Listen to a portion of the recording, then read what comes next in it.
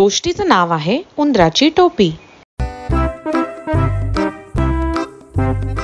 एक होता उंदीर. एके दिवशी तो निघाला फिरायला. फिरता फिरता त्याला सापडले एक लाल फडके.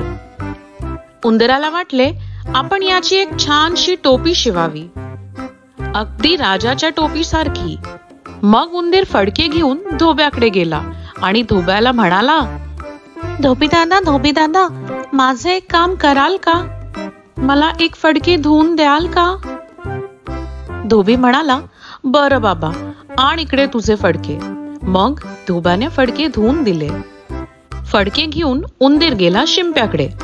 उंदीर शिंप्याला म्हणाला, शिंपी दादा, मला या फडक्याची एक लाल टोपी शिवून द्याल का? टोपीला एक लाल गोंडाही लावाल का, अगदी राजाच्या टोपीसारखा? शिंपी म्हणाला, बरं बाबा, आण इकडे तुझे फडके. मग शिंप्याने उंदराला एक छानशी टोपी शिवून दिली. मग उंदीर मामाने ती टोपी डोक्यात घातली, हातात एक ढोलक घेतले आणि ते वाजवत गावाच्या मधोमध पोचला. छान छान छान, माझी टोपी राजाच्या टोपीपेक्षा छान छान छान. डुम डुम डुमाक, माझी टोपी छान.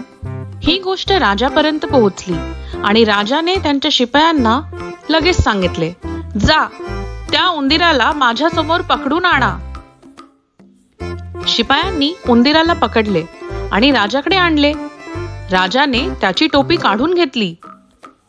मग उंदीर म्हणाला, माझी टोपी घेतली, राजा भिकारी, डुम डुम डुमाक, राजा भिकारी. हे ऐकून राजा रागवला आणि त्याने उंदराची टोपी खाली फेकली. उंदीर मामाने ती टोपी उचलली आणि म्हणाला, राजा मला घाबरला, माझी टोपी परत दिली. डुम डुम डुमाक, राजा मला घाबरला.